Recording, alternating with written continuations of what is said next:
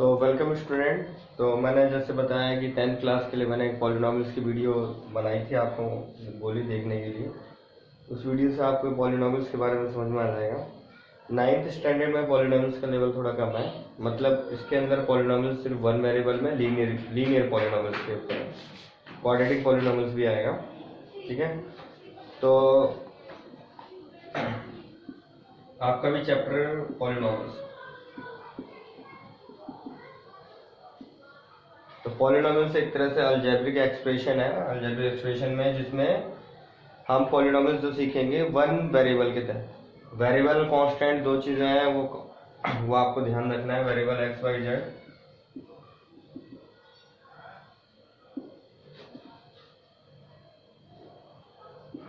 Variable and constant X Y Z A B C alpha beta, ठीक ना, gamma.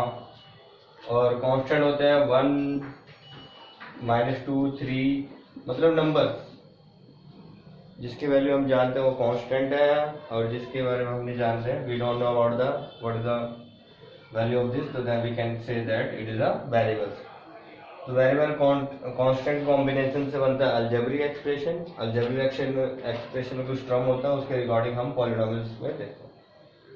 तो हम जो 9th स्टैंडर्ड करेंगे पॉलिनॉमियल्स इन वन वेरिएबल, इन वन वेरिएबल। वन वेरिएबल मतलब एक इक्वेशन में, एक अलजेब्रिक एक्सप्रेशन में ओनली आपके पास एक ही वेरिएबल होगा, या एक्स होगा या वाई होगा या जेड होगा, ठीक है। ये आपका वेरिएबल। कोफिशिएंट मल्टीप्लायर होता है किसी भी वेरिएबल के साथ। अगर कोई नंबर अगर मल्टीप्लाई में हो रहा है तो उसको हम उसका कोफिशिएंट कहेंगे, ठीक है। तो कोफिशिएंट के भी टॉपिक है, तो कोफिशिएंट को मैं बताता हूँ।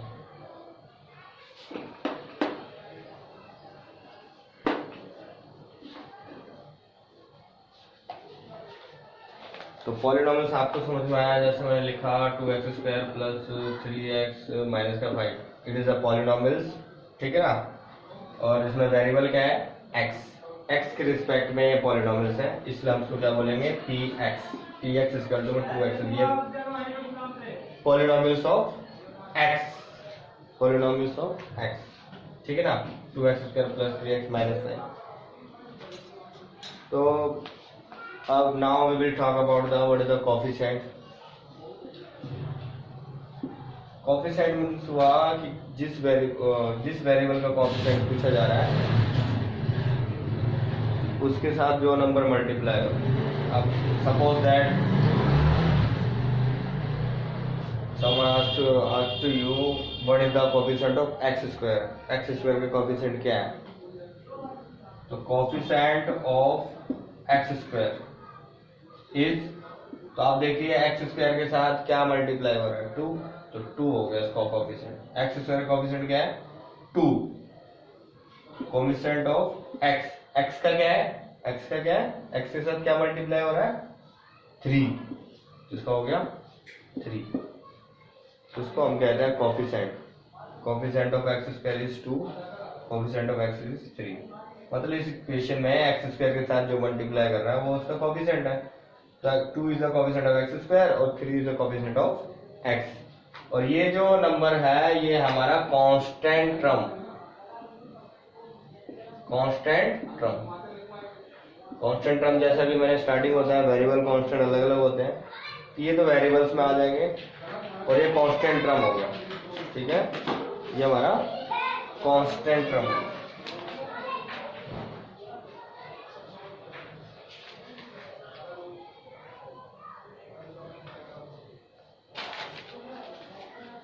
तो एक्सरसाइज 2.1 जिसके पास बुक है, ठीक है ना, वो अपनी एक्सरसाइज 2.1 देख के निकाल के इस वीडियो को देखे। और जिसके पास सपोज दैट नहीं है तो मैं उसकी एक फोटो भेज दूंगा स्कैन करके, उसको देख के करेंगे। हाँ, तो जैसा मैं कह रहा था, जिन बच्चों के पास बुक्स हैं वो एक्सरसाइज 2.1 ओपन करें और देखें, ठीक है। जितना मैंने बताया उसमें तो आपको समझ में आ जाएगा, बहुत इजी है। जिसके पास नहीं है मैं उसकी फोटोग्राफ दे दूंगा, वो अपनी कॉपी में नोट कर ले, ठीक है ना। सारे एक्सरसाइज पूरी नोट कर लें, उसके बाद उसका सॉल्यूशन बाद में नीचे लिख दें। लिखा है which of the following expression are polynomials in one variable. कौन कौन से नीचे जो फॉलोइंग एक्सप्रेशन है वो पॉलिनोमियल्स इन वन वेरिएबल है और कौन कौन से नहीं है, ठीक है ना। उसका रीजन बताइए। तो पहला क्वेश्चन है 4x² - 3x + 7, ये तो वेरिएबल है, आप उन्हें पॉलिनोमियल्स है। पॉलिनोमियल्स की कंडीशन है कोई भी पावर, मतलब पॉलिनोमियल्स में वेरिएबल की पावर जो होगी होल नंबर होगी। एक्सपोनेंट, एक्सपोनेंट मीन्स पावर, ठीक है ना। एक्सपोनेंट्स क्या होने चाहिए,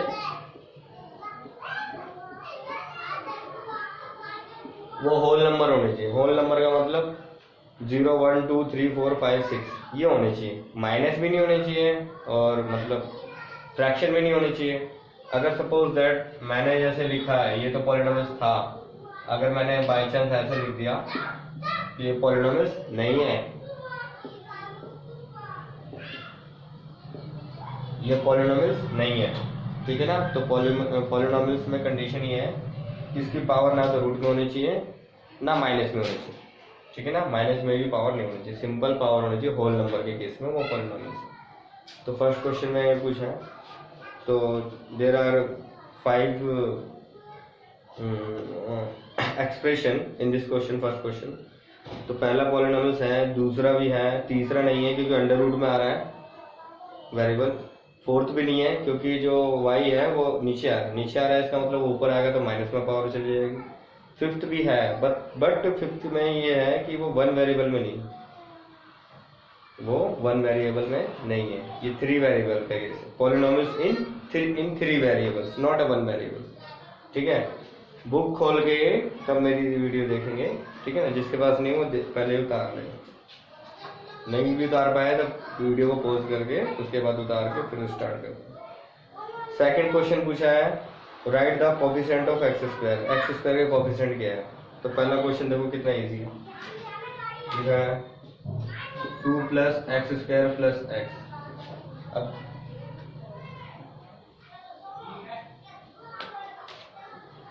अब आप देखिए इसमें क्या हो सकता है x² का कोफिशिएंट। अब x² के साथ क्या मल्टीप्लाई करा, साफ साफ दिख रहा, कुछ भी मल्टीप्लाई नहीं करा, कुछ नहीं है तो 1, मैंने बताया था ना।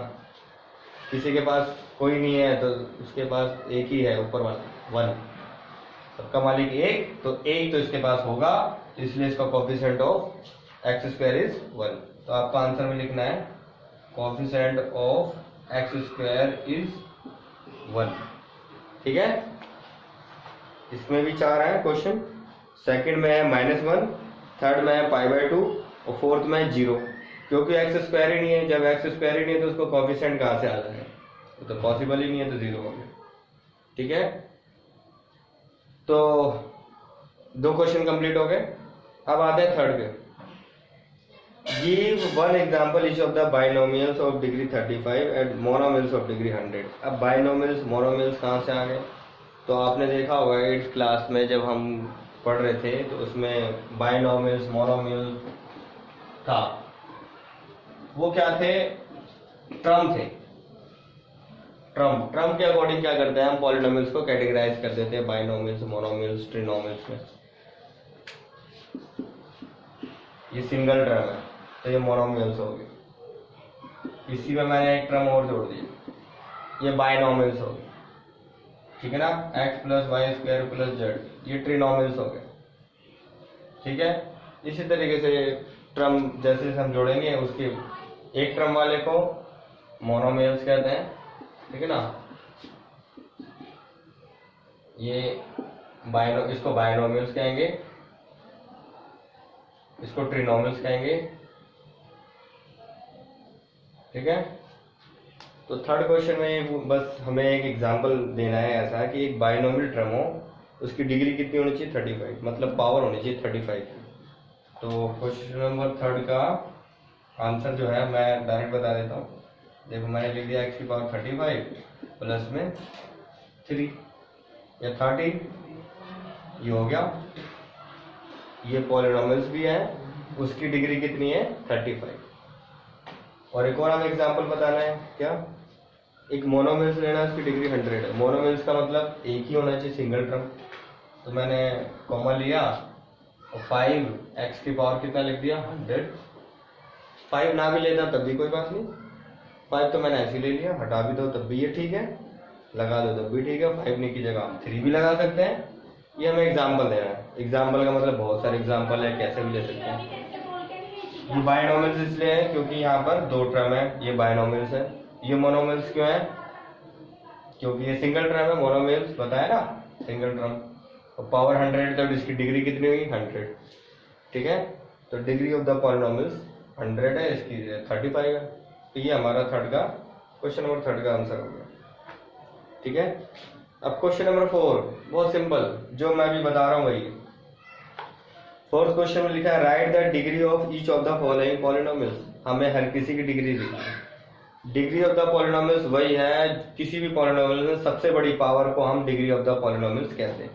किसी भी पॉलिनोमियल्स में वेरिएबल की सबसे बड़ी जो पावर है, लार्जेस्ट पावर, सबसे बड़ी जो पावर है, इसी को कहते हैं degree of this polynomials. Question number 4, पहले मैं अपनी तरफ से एग्जांपल ले लेता हूँ। मैंने लिखा 3x माइनस में 5, मैं y इसलिए ले रहे हैं क्योंकि अभी हम 9th स्टैंडर्ड में ये कर रहे हैं polynomials in one variable. One variable means हमें एक ही वेरिएबल एक इक्वेशन में यूज करना है या रखना है, या हमारे क्वेश्चन भी एक ही वेरिएबल के आएंगे सारे। ये हमारे आ गए, ये पॉलिनोमियल्स है, ठीक है, क्योंकि दिख रहा है वेरिएबल्स है, कांस्टेंट है, और हमारे अलजेब्रिक एक्सप्रेशन भी है। अब इसमें सबसे बड़ी x की पावर 1 भी है, 3 है, तो 3 सबसे बड़ी पावर है। तो हम क्या लिखेंगे, degree of this polynomial, degree of this polynomials is 3। जो सबसे बड़ी पावर है इसको कहते हैं डिग्री ऑफ दिस पॉलिनोमियल्स।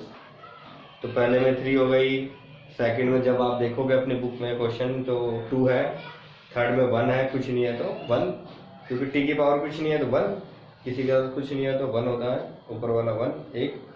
और फोर्थ में तो हमारे पास वो पॉलिनोमियल्स ही नहीं है, बिकॉज वो कांस्टेंट टर्म है, और कांस्टेंट टर्म है तो उसके अंदर वेरिएबल ही नहीं है। जब वेरिएबल ही नहीं है तो now we can not say that, we can not find the degree of this polynomials, ठीक है ना। डिग्री निकाल ही नहीं सकते क्योंकि वो कांस्टेंट टर्म है, ठीक है। ये आपका क्वेश्चन नंबर 4 हो गया। Now let's come on the question number 5 तो और आप अब आसान तो सारे आसान हो जाएंगे। मुझे तो आसान लग रहा है तो आसान बोल देता हूँ, ये बहुत आसान है। लिखा है question number, classify the following as a linear, quadratic and cubic polynomials. ये मैंने 10th क्लास की जो वीडियो बनाई थी उसमें आपको बिल्कुल साफ आसान तरीके से बता दिया है, वो देख लीजिएगा। और हमें क्लासीफाई करना है कि कौन कौन सी लीनियर है, मतलब कौन सी पॉलिनोमियल जो इक्वेशन है वो लीनियर है, कौन सी क्वाड्रेटिक है, कौन सी क्यूबिक। तो एक बार और रिवाइज में बता ही देता हूँ। इस चैप्टर को, एक्सरसाइज को हम कंप्लीट करते हैं।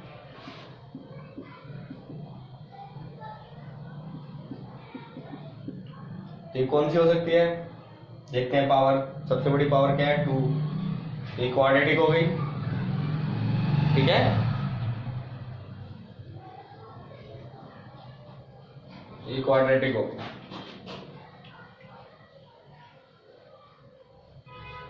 अब मैंने लिखा 5x माइनस में 3, ये क्या हो गई, लिख दिया मैंने तो लीनियर, सिंपल था, पावर ही नहीं है, x की पावर 1 है तो लीनियर हो गई, ठीक है ना। अब लिखा x की पावर 3 माइनस का 5, चाहे जितनी भी सिंपल हो, बस तुम आपको वेरिएबल की पावर देखनी है। वेरिएबल की पावर क्या है 3, तो क्या हो गया क्यूबिक। बस आपको इसी तरीके से क्या क्लासीफाई करना है कौन सा है, उस इक्वेशन को लिखना है, उसके आगे लिख देना है quadratic, linear, cubic. Suppose that यहाँ पर मैं 5x² प्लस 3 और बढ़ा दूं तब भी ये क्यूबिक ही रहेगा, क्योंकि सबसे बड़ी पावर क्या है 3 है, ठीक है। तो इस तरीके से मैंने एक पूरी एक्सरसाइज 2.1 आपको कंप्लीट करा दी है, वो आपको करना है। मैं इसकी पहले फ़ोटो भेजता हूँ, तो फ़ोटो आप अपने पहले कॉपी में नोट कीजिए, जिनके पास बुक नहीं है। बुक जिसके पास वो डायरेक्टली कर सकते हैं। बुक आपको सेल्फ अरेंज करिए, या तो किसी फ्रेंड के सर्कल देखिए, उनसे कांटेक्ट कीजिए, बुक लीजिए, या फिर आपको ऑनलाइन परचेज का अगर आता है ऑप्शन तो वहाँ से ले लीजिए। आप बुक स्टोर से लेनी पड़ेगी, क्योंकि ये स्कूल से आपको नहीं मिलेगी। एनसीईआरटी की बुक्स आपको बुक स्टोर से लेनी पड़ेगी बाहर से, ठीक है। तो फिर भी मैं 2.1 एक्सरसाइज की आपको फोटो भेज देता हूँ, ठीक है। Okay, thank you so much. और मुझे कमेंट में बता दीजिएगा अगर ये मेरी वॉइस में कोई प्रॉब्लम आ रही है, आवाज़ सही से नहीं जा रही है, वीडियो में कोई प्रॉब्लम आ रही है, दिख नहीं रहा, तो मैं आप सजेशन देंगे तो मैं और अच्छे तरीके से रिकॉर्ड करूँगा, ठीक है। ये ट्राई कर रहा हूँ ठीक ठाक हो, और अब कंटिन्यू क्लासेस में लेता रहूँगा, तो साथ ही साथ कंटिन्यू होमवर्क आपको डे टू डे करना है। ज़्यादा बर्डन नहीं दूंगा, आसान से क्वेश्चन है, ठीक है। Okay, thank you.